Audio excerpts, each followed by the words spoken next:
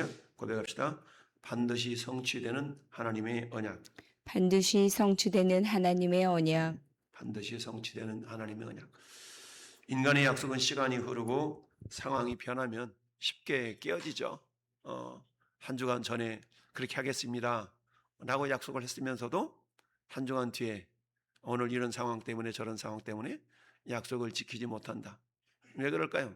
그것은 내 기준에 내 상황을 바라볼 때 나에게 더 유익한 쪽으로, 내 생각하기에 더 유익한 쪽으로 우리는 결정을 내리기 때문에 그렇죠.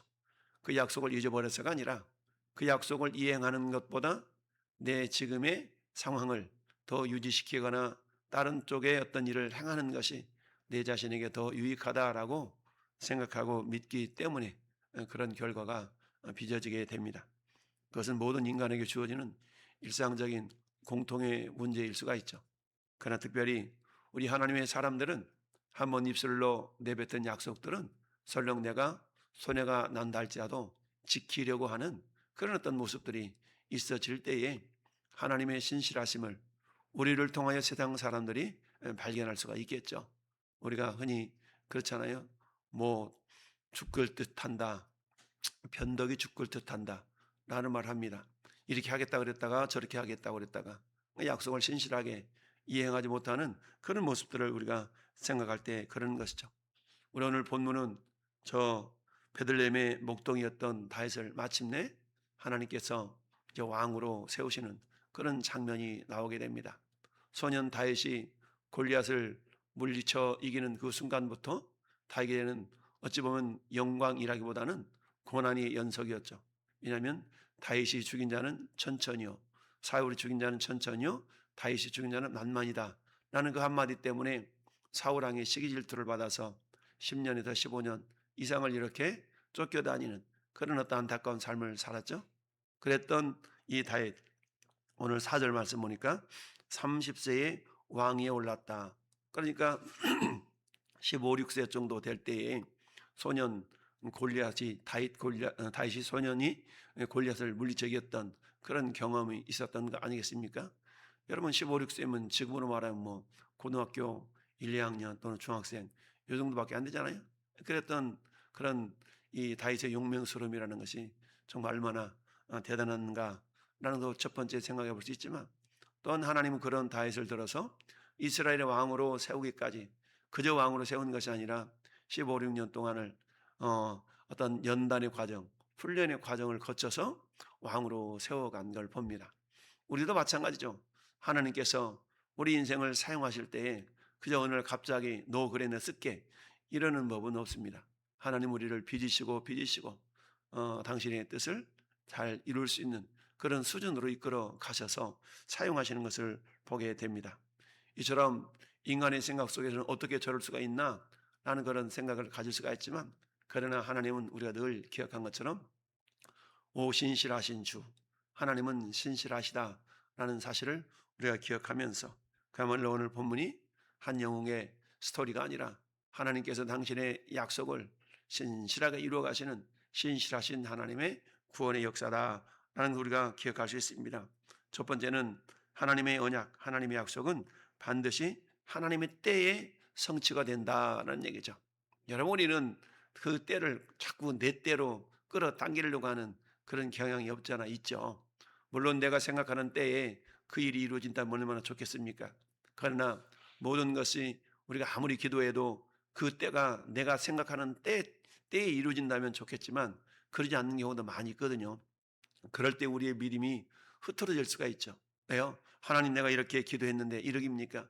이렇게까지 기도했는데 응답이 되지 않는 것 같은 그런 생각이 들 때에 우리에게는 어때요?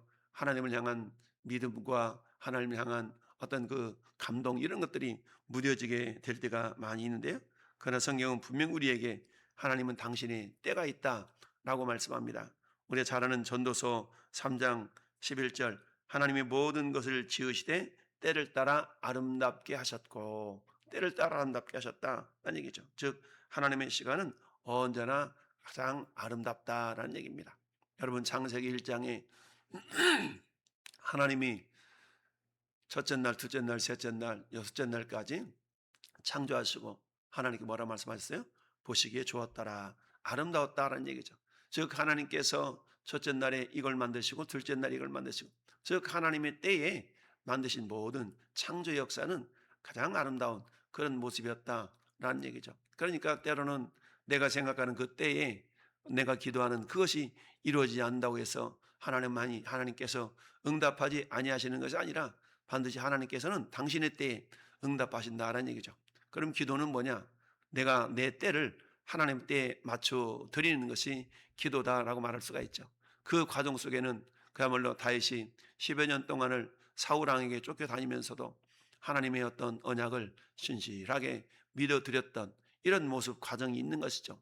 다윗 편에 본다 그러면 얼마나 억울합니까? 쫓겨다니는, 자긴 잘못도 아닌데 쫓겨다니면서 정말 생명의 위협을 무릅쓰고라도 이리 도망 저리 도망, 때로는 미친 채도 해야 되겠고, 또는 동료들의 어떤 오해, 이런 어떤 그런 상황, 이런 상황을 다 이겨낸 그런 과정 속에 마침내 하나님의 왕으로 기름 부어 세운 것을 보게 됩니다.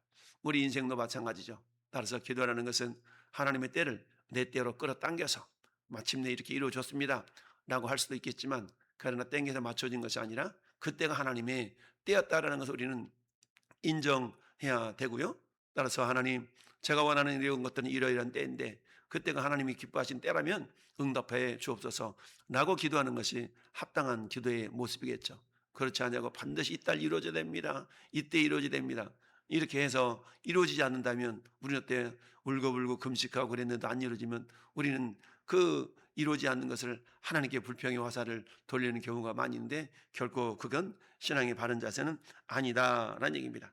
여러분, 창세기 21장에 여호와께서 말씀하신 대로 사라를 돌보셨고 기한에 아들을 낳았더라. 그러니까 기한에 아들을 낳았다는 얘기는 하나님의 때에 아들 이삭을 주셨다라는 것을 말씀하고 있죠. 여러분, 100세에 사라 나이 90세에 아들을 낳았으니까 얼마나 그야말로 많은 세월 동안 그랬겠습니까? 근데 그 과정은 어떤 과정이었어요? 마침내 아브라함과 그 사라의 믿음을 견고히 세워가는 그런 과정이었던 것을 보게 되죠. 결국 믿음이 없이는 기쁘시게 하지 못하나니, 믿음이 없이는 기쁘시게 하지 못하나니, 즉 우리를 통해 하나님은 당신이 기뻐하시는 뜻을 이루기를 원하시지 않습니까?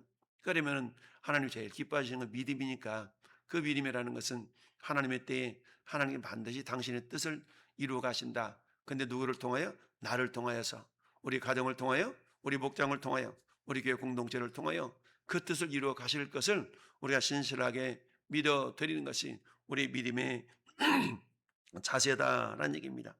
예수 그리스도도 이 땅에 오실 때에 수많은 세월 동안에 메시아를 약속하셨지만, 갈라디아서 4장 4절 말씀을 보니까 때가 참에 하나님이 그 아들을 보내사, 때가 참에 그 아들을 보내사, 우리가 흔히 물 끓는 이야기 비유로 많이 하지 않습니까?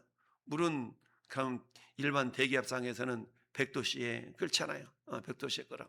그러니까 아무리 90도까지 불을 지피다가 끓지 않는가 봐 라고 포기해 버린다 그러면 물이 끓을 수가 없죠. 100도가 돼야 끓는 거고, 여러분, 비가 내리는 것도 하늘에 아무리 구름이 많이 가득 차도 상대 습도가 100%될 때에 빗방울이 맺혀서 떨어지게 되는 것이죠.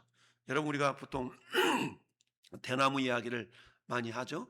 대나무는 심어 놓으면 한 4, 5년 동안까지는 움직이지 않는 것처럼 보이지 않습니까? 근데 이 대나무는 어때요? 땅속에서 뿌리를 깊이 내리는 그런 기간이 한 4, 5년 정도 된다 그래요. 그러니까 4, 5년 정도는 뿌리를 깊이 옆으로 뻗어나가는 가운데, 이제 때가 되면 어때요? 죽순이 솟아나서, 죽순은 하루에도 막 30cm씩 이렇게 막 자라나지 않습니까? 그런 것처럼 보이지 않는 곳에서 아무 일도 일어나지 않는 것이 아니라 그 보이지 않는 땅 속에서 대나무 뿌리가 그야말로 쭉 뻗어나가는 것처럼, 우리 하나님은 아무 일도 하지 않는 것이 아니라 하나님의 때에 하나님의 일을 이루시기 위해서 하나님은 여전히 일을 하고 계신다라는 얘기죠. 우리 하나님은 우리가 잘 때도 우리 하나님은 졸지도 아니하시고 주무시지도 아니하신다라는 얘기죠. 우리가 신앙으로 고백하는 것처럼 우리 주님은 하늘 보좌 우편에서 지금도 일을 하고 계신다라는 얘기죠. 아버지께서 이제까지 일하시니 나도 일한다 라고 예수님이 말씀하셨던 것처럼, 그 하나님의 일하심을 성경은 요한복음 15장에 아버지는 농부다, 농부로 비유를 하고 있잖아요. 농부할 때 떠오르는 이미지는 뭡니까? 괭이 들고 삽 들고 저 벌판에서 그만 농사하는 그런 일을 하는 그런 모습의 이미지가 농부의 이미지죠. 마찬가지로 하나님께서 일하신다. 그러니까 내 생각에 아무 일도 일어나지 않는 것 같이 그런 생각이 들 때도 여전히 하나님은 일을 하고 계신다라는 사실 우리가 기억할 수 있어야 됩니다. 이 광야 10여 년 이상을 쫓겨다니는 이 다윗의 그 상황 속에서도 하나님은 아무 일도 하지 아니하신 것이 아니라 그때도 하나님은 다윗과 동행하셨고 다윗을 그야말로 통일왕국의 왕이 되기까지 그를 빚어 가셨던 겁니다. 마침내 30세에 왕이 되어졌고 그리고는 37세에 통일왕국의 왕이 되기까지는 30세 왕이 되어지고 그 다음에 예루살렘으로 옮겨가지고 그 왕이 되기까지는 많은 세월이 필요했던 것이죠. 결국 30세에 왕이 올라 40년 동안을 다스렸다라는 얘기죠. 그러니까 70세에 하나님이 데려간 것 아니겠습니까? 그래서 우리는 왕의 한 권력 아닙니까? 우리가 남입니까?